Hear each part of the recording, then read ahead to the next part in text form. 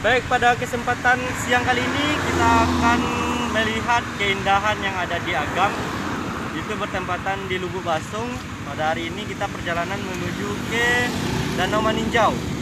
Nah, bagaimana keseruan perjalanan kita dan bagaimana indahnya yang ada di Lubuk Basung, khususnya Kabupaten Agam, maka ikuti terus channel ini dari awal hingga akhir.